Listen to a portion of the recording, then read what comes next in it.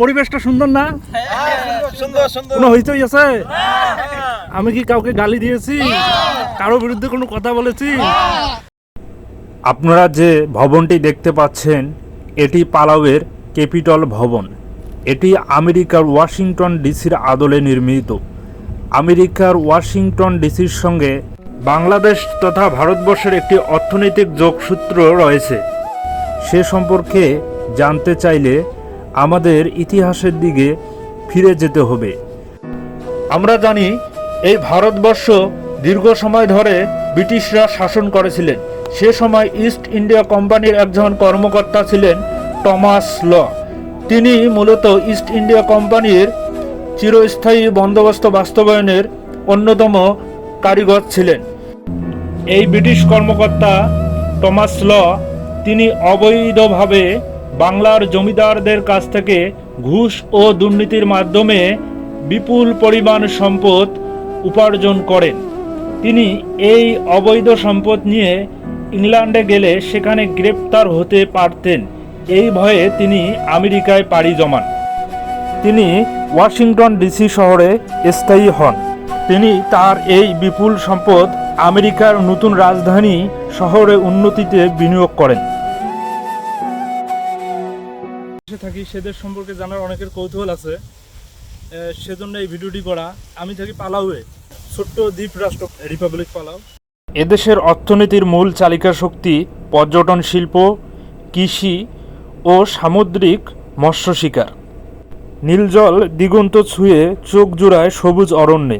সম্পর্কে আপনাদেরকে যদি আরো ভালোভাবে বলতে চাই তাহলে এদেশের ইতিহাস সম্পর্কে কিছু কথা বলতেই হয়। এই দেশটি মূলত বিশ্বযুদ্ধের পর জাতিসংঘের ট্রাস্ট এলাকার অন্তর্ভুক্ত হয় এবং এটি মার্কিন যুক্তরাষ্ট্রের শাসনাধীন একটি দেশে পরিণত হয়। অন্য দেশের রূপ লাবণ্য আমাকে উচ্ছ্বাসিত করে না। বাংলার মুখ আমি দেখিয়াছি, তাই আমি পৃথিবীর রূপ খুঁজিতে যাই না আর। বহুকাল আগেই লিখেছেন রূপসী বাংলার কবি জীবনানন্দ দাশ। এদেশের সবুজ শ্যামল প্রকৃতি দেখে কেউ লিখতে পারবে না কোন দেশেতে তরুলতা, সকল দেশের চাইতে শ্যামল, কোন দেশেতে চলতে গেলেই দলতে হয় রে দুর্বা কোমল। কোথায় ফলে সোনার ফসল, সোনার কমল ফোটে রে, সে আমাদের বাংলাদেশ, আমাদেরই বাংলারে। এই যে আপনারা দেখতে পাচ্ছেন চারিদিকে সাগর। এই দেশটি মূলত প্রশান্ত মহাসাগরের পশ্চিমে অবস্থিত এবং বিশ্বরেখার খুব কাছাকাছি এবং ফিলিপাইন থেকে 850 কিলোমিটার পূর্বে অবস্থিত। এদেশের জনসংখ্যা হচ্ছে খুবই কম। এদেশের জনসংখ্যা মাত্র 20,000 এবং এদেশের আয়তন হচ্ছে 459 বর্গ কিলোমিটার। এদেশের ভাষা হচ্ছে ইংলিশ এবং পালোয়ান ভাষা। সচরাচর সবাই ইংলিশে কথা বলে এবং আমরা যারা ফরেনার আছি আমরাও ইংলিশে কথা বলি।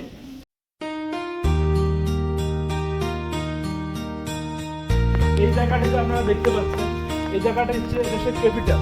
এটি মূলত আপনাদের সংসদ ভবন বলে থাকি বাংলাদেশের। এদেশের সংসদ ভবন এটি, এখানে এদেশের সচিবালয় আছে। এই দেশে প্রশান্ত মহাসাগর আছে, কিন্তু নেই কাজী নজরুল ইসলামের সেই বিখ্যাত গান, দূর দ্বীপবাসিনী, দূর দ্বীপবাসিনী, চিনি তোমারে চিনি, দারু চিনির দেশে তুমি বিদেশিনী গো, সুমন্দ ভাসিনী, দূর দ্বীপবাসিনী। প্রশান্ত সাগরে তুফানে ও ঝরে, প্রশান্ত সাগরে তুফানে ও ঝরে, শুনেছি তোমারি অশান্ত রাগিনী, শুনেছি তোমারি অশান্ত রাগিনী, দূর দ্বীপবাসিনী। বেসুরা গলায় গান গাওয়ার জন্য সকলের কাছে আমি ক্ষমা চেয়ে নিচ্ছি। আসলে আজকেই প্রথম আমি কোনো ভিডিওতে আলাদাভাবে ভয়েস দিচ্ছি, আর এই ভয়েস দেওয়ার সময় আবেগে আমার মধ্যে গান চলে আসে। বাঙালিদের আবেগ আছে বলেই, বাঙালিদের মধ্যে প্রেম ভালোবাসা আছে, বাঙালিদের আবেগ আছে বলেই বাঙালিদের মধ্যে বিপ্লবী চেতনা আছে, বাঙালিদের আবেগ আছে বলেই কাজী নজরুল ইসলামের জন্ম হয়েছে।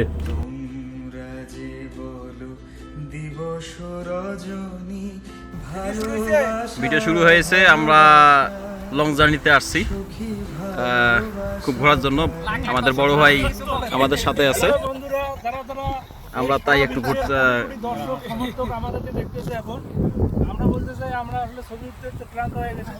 এখন আমাদের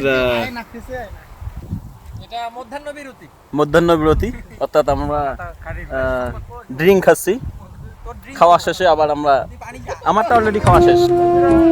খুব সুন্দর একটা মনোরম পরিবেশ, আপনারা দেখতেই পারছেন। সুন্দর একটা পরিবেশ, এক কথায় কোনো হইচই এখানে নেই। পরিবেশটা সুন্দর না? সুন্দর সুন্দর। কোনো হইচই আছে? আমি কি কাউকে গালি দিয়েছি? কারো বিরুদ্ধে কোনো কথা বলেছি? তারপরও দেখবেন যে এত সুন্দর করে ছবি তোলার পরও কিছু লোক কালকে নিন্দা করবে। কারা কারা ছবি উঠতে চান?